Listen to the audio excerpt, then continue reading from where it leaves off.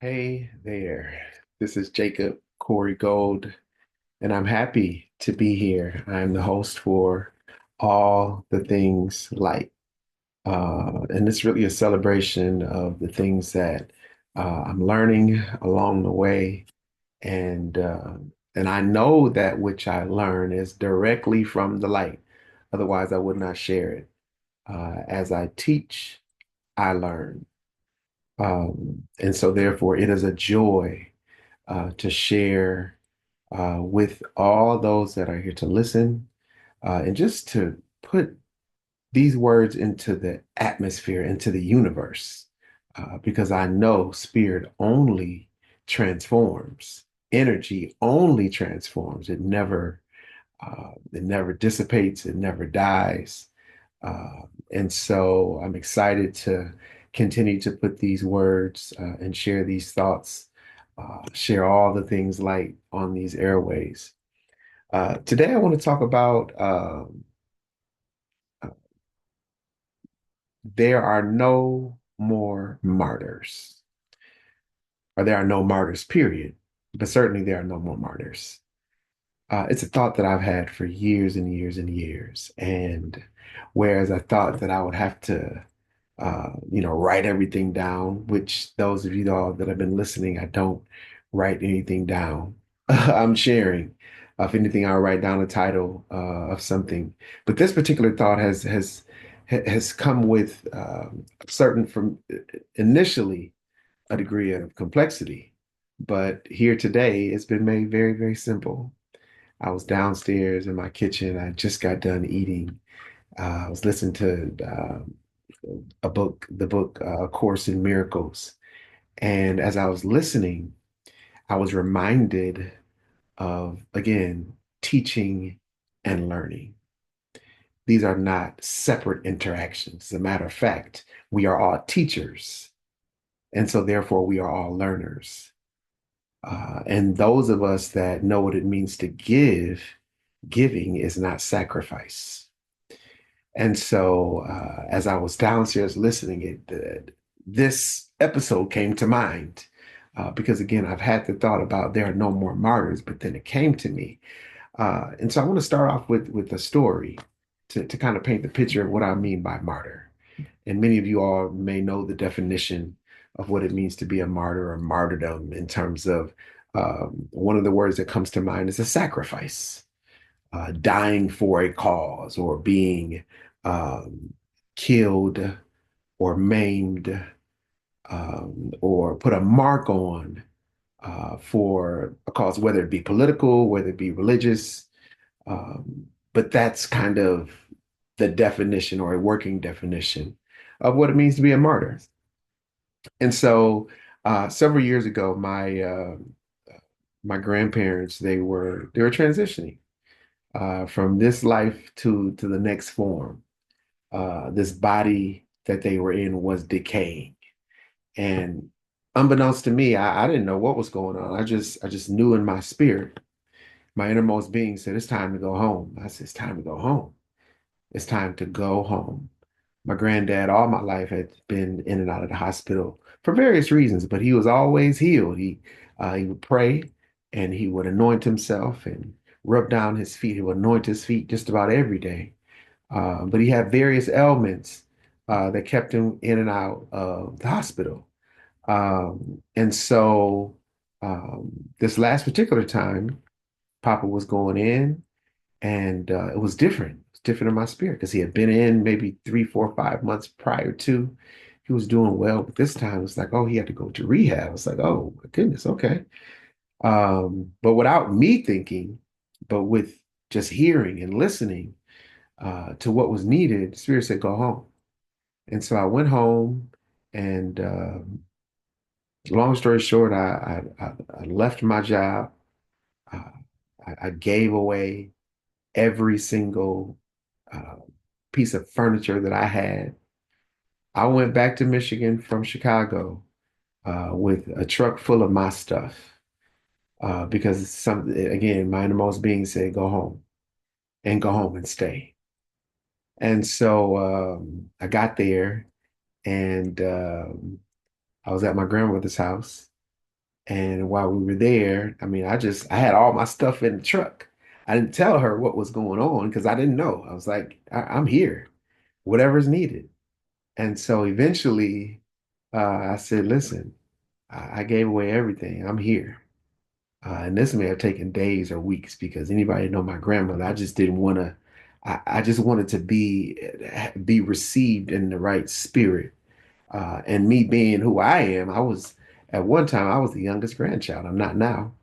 But I had a very, very, very close relationship with my grandmother. But in that, I knew her. And you're not going to pop up and spring up anything on my grandmother. And so at first, I stayed with my mom. And so going back and forth there, still had just about all my stuff was in my truck. And then finally, as Papa was going, he was in rehab. Then I began to stay there. I stayed overnight with my grandmother, and I got to see my grandfather. And at one point, he said, "I want you to come see me every day," and that's what I did. I went and saw Papa every day. I wasn't working, but I was collecting unemployment because of this. However it happened, y'all, I was taken care of to the point where I didn't have to ask anybody for anything, because it was time for me to be there, and I was there to perform a service, not to sacrifice anything, but to perform a service. So this goes back to what I said about giving. You only can give if you have. I'll say that again. Now, you can only give if you have. And giving is having. They're one and the same. Giving is having. And so, therefore, it's not a loss when you give in this way. When you give according to what your innermost being is having you to do, the service that you're performing. That's a gift, but you are not losing anything by rendering a gift. And it can be many, many, many, many, many gifts. But guess what? You have. And so, in all of my doing, um, it was a gift. And as you know, I would go see Papa, and I would be there with Grandma, uh, cook her breakfast every day. Go to the library. I was working on a business plan at the time. I had a little bike. And so I would let her have her house, but I would still be there, and I would be ministering and serving in a way that only I knew how. Checking in, going to see Papa, checking in, looking up to Grandma in a way that, the last time that I brought Papa home was a beautiful thing. She made a pot of soup. He ate it. And every time I would go up there since then, he said, "Bring me some more of your grandma's soup." And we would have just a good time. I would read, I would take him for walks. And so when he transitioned, it was a beautiful thing, because I was there. And not soon after, a couple months later, grandma, she had to go to the hospital. And again, I'm there because I knew in me that I had to be there. And again, all the giving of the things away, I gave all that stuff away because I had it to give. What kept me going? And people said to me during that time, "I don't know how you do it, Corey." Well, I kept giving, so I kept having. And so that's a principle. That's a principle opposite of being a martyr. Because when you're a martyr, it's like a sacrifice. You're just giving, and all of a sudden you're exhausted. You gave so much. And I hear people of the cloth say, "Giving so much, I don't have any more to give." In what spirit are you giving? Are you giving to receive? Or are you giving because you have? And so if I'm giving to get something back in return, that is not a spirit of oneness. That's a spirit of separation. That's a spirit of something is going to leave me so something can leave you, versus us all being one. That circle goes round and around and around. I give because I have.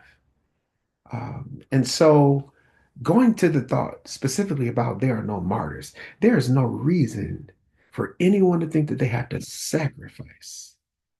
There's no reason at all. As a matter of fact, when we think about Christ, most times folks think about sacrifice. Well, let's look up. Let's exchange the word for love. Now, no way do sacrifice and love mean the same, but I would, instead of using Christ sacrificed his life, I want to say Christ loved his life. So much so that he gave out of the abundance of what he had. In as much as he's the Father's son, so am I. So he had the whole world. What is it for him to sacrifice anything as a martyr? And so we have to be wise in how we accept the truth. I'll say that again. It's kind of like an oxymoron. You have to be wise, right? In order to accept the truth, you just have to be wise to know the truth. And so wisdom says that when the world names a thing and defines the thing, that don't make that thing that thing. I asked one of my students one day, I said, who called the thing the thing? Who called the thing the thing? Now, if an ego called that thing, that is nothing. But if the innermost being is calling a thing, then that is something. Think about, I'm still in the word now, I'm still in the book of Christ. Think about Adam, named everything, and that thing became that thing for eternity. That's how we know where it's coming from. But if a thing that you named, a thing that you made, all dies or is no longer in existence, that thing was never a thing. And so, in as much as martyrdom is defined, and I talk about the definition of what it means to be a martyr earlier, that is defined as such. It is. But it's an ego-driven definition that says, to give, I lose. Christ did not lose his life. In as much as I didn't lose anything going and helping Grandma and Papa.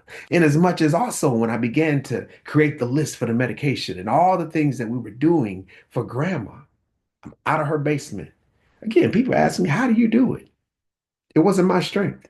Well, I'll say it like this. I had it, so therefore I gave it. I couldn't have, I gave out of the abundance of myself.